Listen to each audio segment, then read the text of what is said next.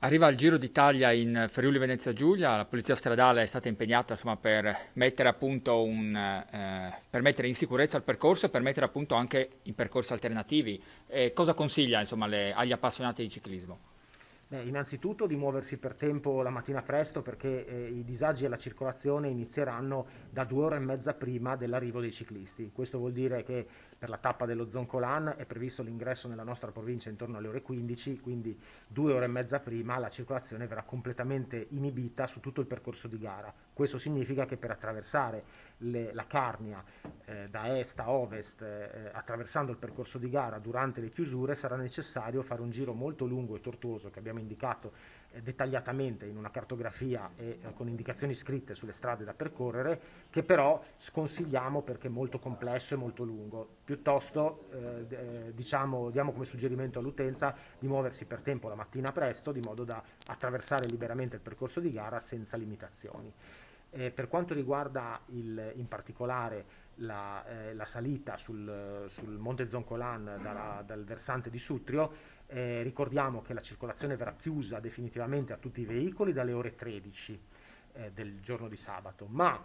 se lungo la strada e nei parcheggi, insomma nei luoghi in cui è consentito comunque circolare prima delle 13, dovessero concentrarsi quantità di persone o di mezzi tali da non garantire il rispetto della normativa Covid o la sicurezza della circolazione, la strada verrà chiusa ancora prima delle 13. Quindi insomma il consiglio all'utenza è assolutamente muoversi per tempo per poter trovare posto, sapendo che se questo posto non ci sarà non sarà consentito rimanere in violazione delle normative. E qualche restrizione ci sarà appunto anche il giorno successivo per chi vuole raggiungere Grado. Assolutamente sì, la tappa del giorno successivo è Grado Gorizia, attraversa per pochi chilometri la provincia di Udine, ma questi pochi chilometri sono proprio sulla strada principale per andare a Grado, passando da Cervignano a Aquileia. Questo significa che l'utenza che dovesse raggiungere la località turistica dovrà muoversi anche qui la mattina presto per poter arrivare a Grado